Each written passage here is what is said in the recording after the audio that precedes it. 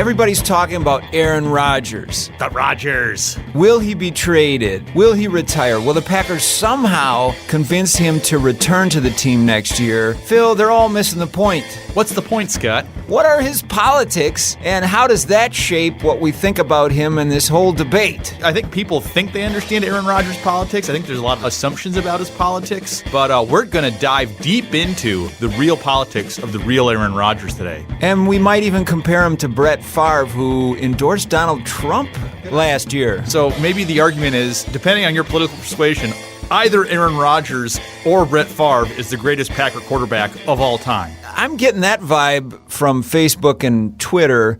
I think there's another question, too, which is, does politics infect or enrich pro sports? We're going to talk about it today on Center Stage with Milfred and Hands, the Wisconsin State Journal's political podcast from the Sensible Center of Wisconsin Politics. I'm Scott Milfred. I'm the editorial page editor for the State Journal. And I'm Phil Hands. I'm the editorial cartoonist for the Wisconsin State Journal. We are half of the Wisconsin State Journal editorial board. The less sporty fanatical half. That's definitely true.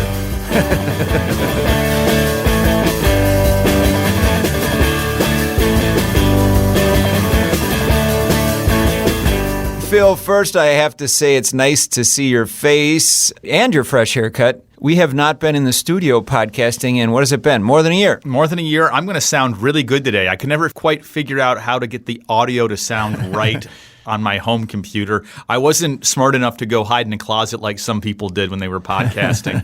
I just did it in my room. And my family, they always hated it when I podcast because apparently I talked loudly into the microphone and they all knew what was going on. Your voice just oozes like honey right now. It sounds great. Oh, great, yeah. Before any Madison public health people scold us, we can refer them to last week's podcast in which Dr. Patrick Remington, an expert on the spread of disease, gave us the blessing to be in the same podcasting studio at the same time, even within 6 feet, because we're both vaccinated. That's right. Yeah. So there. Yeah, I'm double dose Phil now. All right. So Aaron Rodgers, politics. Here we go. Aaron Rodgers grew up in California. Brett Favre grew up in Mississippi. Ooh. Aaron Rodgers went to the University of California, Berkeley. Probably the most liberal place in America that's not Madison, Wisconsin. Brett Favre went to the University of Southern Mississippi. Ooh, it's even in the more rednecky part of Mississippi, the South. Aaron Rodgers just hosted Jeopardy, meaning he's intellectual. I heard Brett Favre can read. Now, wait a minute. He did have a cameo on There's Something About Mary. That's right, he did. That's a great cameo in that movie, actually. Yeah, all right. So, this doesn't perfectly line up. I mean, I have to admit. Because Brett Favre is a little Hollywood. Not much. I mean, Aaron Rodgers dates a Hollywood actress. He's engaged to one. He used to date NASCAR driver Danica Patrick. From Beloit, by the way. We got to get that in there. From Beloit. So you would think that maybe the Republican NASCAR crowd would appreciate the fact that he was dating a NASCAR driver. But wait, Brett Favre had his own motocross company in NASCAR. Take that with Dale Jarrett. I don't think I've ever seen an entire NASCAR race. Can you watch an entire NASCAR race? Is that a thing people do? Like, I think they do, right? Yeah, they do. More importantly than that, Aaron Rodgers has taken positions on social issues. Brett Favre, as I said earlier, endorsed Donald Trump. I'm getting the impression in reading about all of the sports cacophony over whether or not he's leaving the Packers, and it seems like most people think he is. I'm just struck that my friends on Facebook and the people I follow on Twitter, which is a much bigger crowd and is more political, they seem to be taking Aaron Rodgers' side if they're liberal, and if they're conservative, they're taking the Packers' side, or at least the non-Aaron Rodgers side, and calling him whiny and unworthy, and he needs to suck it up. Terry Bradshaw, for example, on Fox Sports, called Aaron Rodgers weak. And okay, but I mean, it was a big headline. I also noticed that when I Googled Aaron Rodgers and MSNBC, a big headline came up about Aaron Rodgers scolding a fan for criticizing Muslims. So I don't have a whole lot of social media data and science going into my hunch, but what do you think? You got a hunch. I mean, we had 4 years where the president presidency was run on a hunch. So let's go with it, Scott. Let's just run with your hunch. Well, and even just think about the way they play. What's one thing Rodgers is really known for? He catches the other team where one player's running off the field. So he quickly hikes the ball, gets a penalty and a free play. He outwits the other team with his cadence calls and trickery, basically. Right. And he tricks them, and then he always knows to go downfield, and he's mad at his receivers if they don't run down the field and go for a touchdown on those free plays. Right, but Brett Favre's a gunslinger. He's a gunslinger. He's almost better when it's a broken play. Yeah, he was. Yeah, I mean, it was. He goes from the gut. And who goes from the gut? Trump does. George Bush used to go from the gut, at least W. What do you think? What about your social media feeds? And I get the sense Madison really loves Aaron Rodgers. Madison's really liberal. Obviously, so does all of Wisconsin until maybe now. Aaron Rodgers, he's always been cagey about his politics. He doesn't endorse in presidential races because he knows that he plays for a state where half the fans vote one way and half the fans vote the other way. But yeah, I do agree with you, this perception that liberals are more in tune to Aaron Rodgers and conservatives love Brett Favre. What I find really interesting is that liberals are sort of sticking with Aaron Rodgers on this. Conservatives are sort of saying, well, he's not handling it like, Brett Favre was a tough quarterback. Aaron Rodgers is kind of wimp. We're all sort of forgetting that, Aaron Rodgers and Brett Favre are doing the exact same thing to the Packers, and they're both being whiny little B words about, I'm not being respected and I want to go play for another team. It's the exact same thing that happened in Wisconsin in 2008. To me, that kind of fits politics. And I'm not talking about most people here. I'm talking about the people who root for one political party or the other the way that a lot of us root for the sports team we're loyal to. People root for politics the way they root for sports, and a lot of times hypocrisy doesn't matter. I mean, it doesn't matter if Brett Favre and Aaron Rodgers are doing the same thing. The hypocrisy there doesn't matter. You go for your team and you root for only your team. And I'm kind of feeling like there's some people that maybe they're not even into football that much, but if everybody's talking about Aaron Rodgers and they get a sense that there's somehow a partisan edge to this, they go to their team. Yep. Their political team. Yeah, I think you were saying that you have people in your social media feed who probably don't know what football is as a sport who now love Aaron Rodgers, right? That's what I feel like. Yeah, I feel like a lot of people, particularly in Madison, really like Aaron Rodgers because of, like you say, his perceived politics. But let me give you a little more evidence here. Wait a minute. You're going to bring evidence and facts into our podcast? Yes. Okay, whatever. Bear with me, Phil. Okay, whatever. Every NFL player will raise money for cancer, most of them, for kids to play sports, things like that. For kids that don't read good and stuff. Yeah, but Aaron Rodgers, he has stuck his neck out. He was a union rep for starters. So was Ronald Reagan. Okay, fine.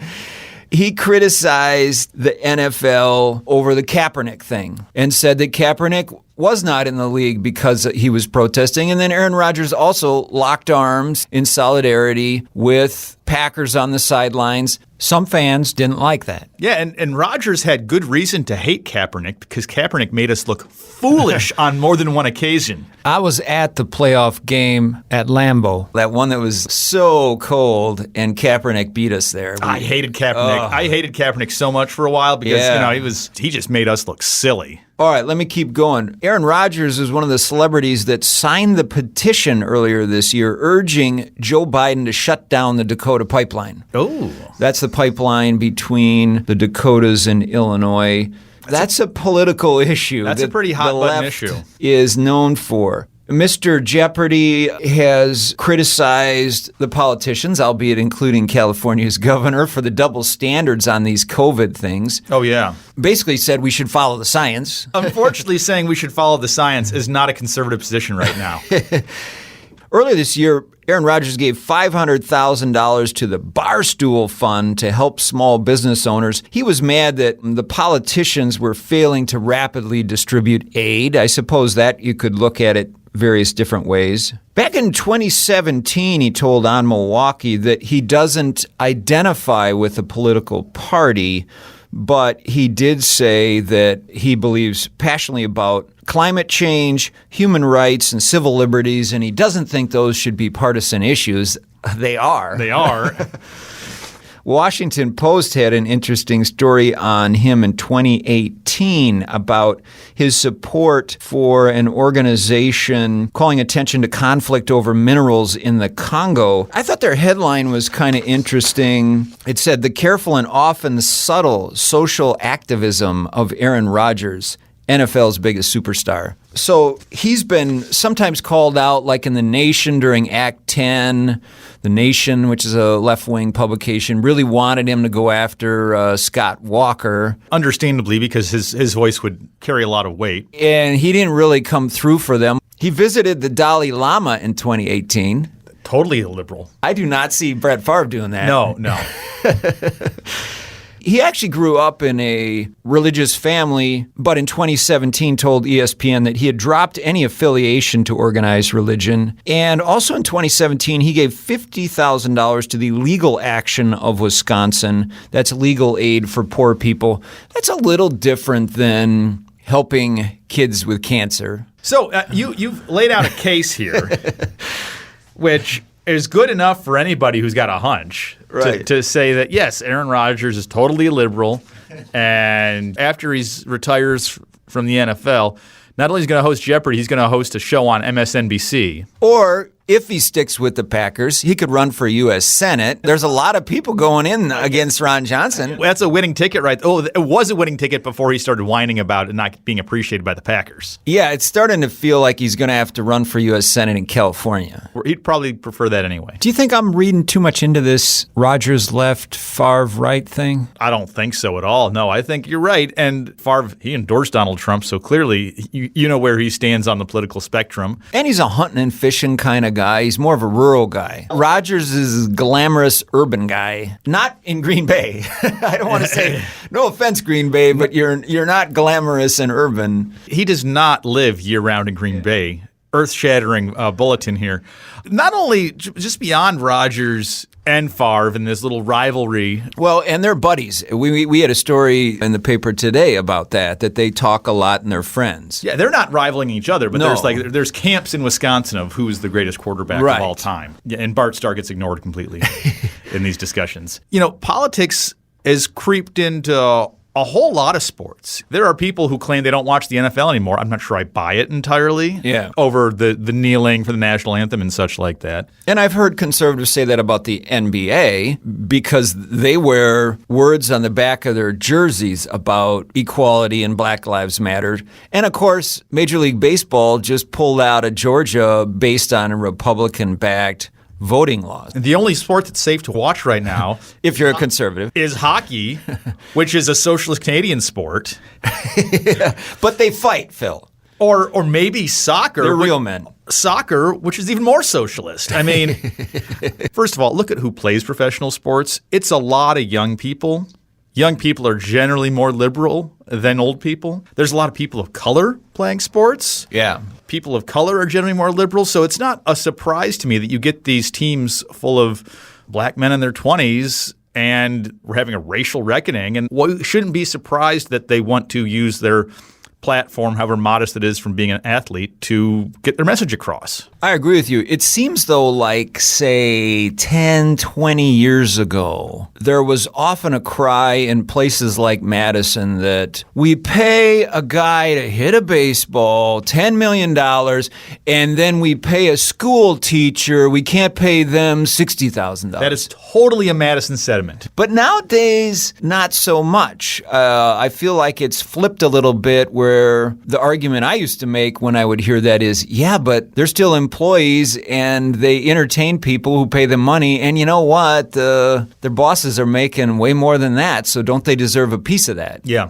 Free market economy, man. Yeah. You don't hear that too much lately, complaining about athletes' salaries. In fact, you hear the opposite. You hear that college athletes need to be paid. Yeah. And somebody like LeBron James, who has stuck his neck out several times for political issues, He's one of the highest paid athletes in the world, making something north of $40 million a year to shoot a basketball into a hoop. You know? And you never once hear people say on the left that why are we paying him so much money and we're not paying school teachers? Maybe you hear it on the right nowadays that he's overpaid. We're paying you for your basketball skills, not your politics. So shut up stay in your lane.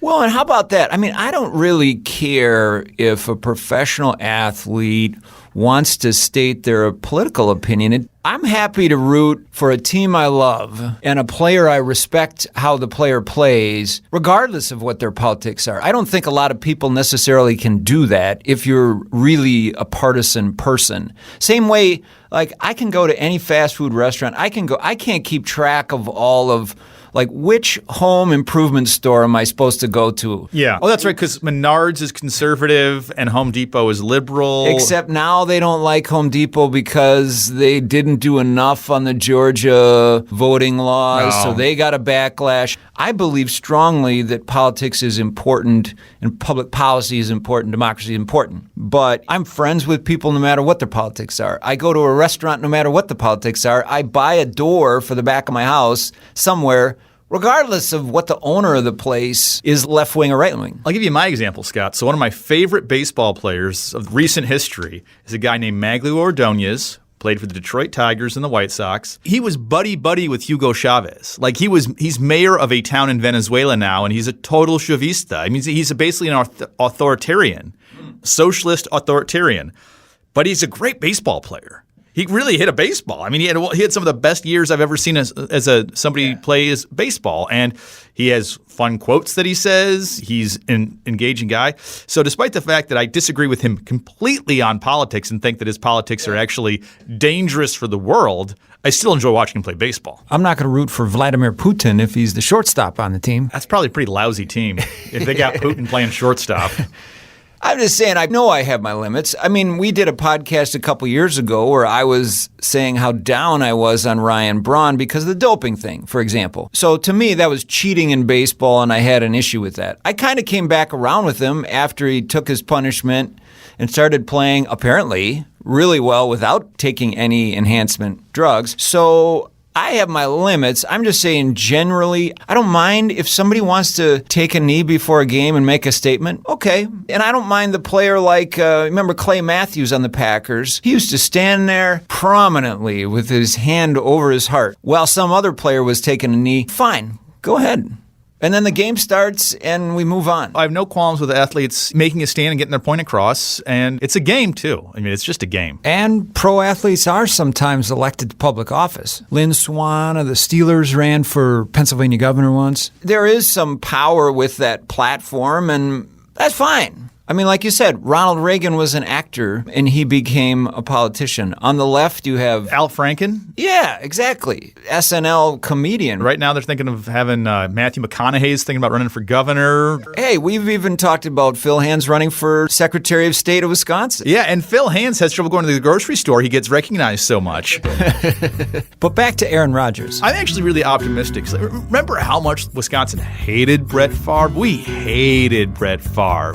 He got traded to the Jets, and we didn't like that. But they went to the Vikings, and we hated Brett Favre. And then he got caught sending inappropriate pictures on his cell phone, and we all laughed and made fun of him. But he goes back to Lambeau Field. We're like, oh yeah, he's a hero. And I guarantee you in 10 years, we're going to think of Rodgers as one of the great quarterbacks of Green Bay, despite how this all rolls out. So he could run for U.S. Senator, just not against Ron Johnson next year. Maybe, yeah.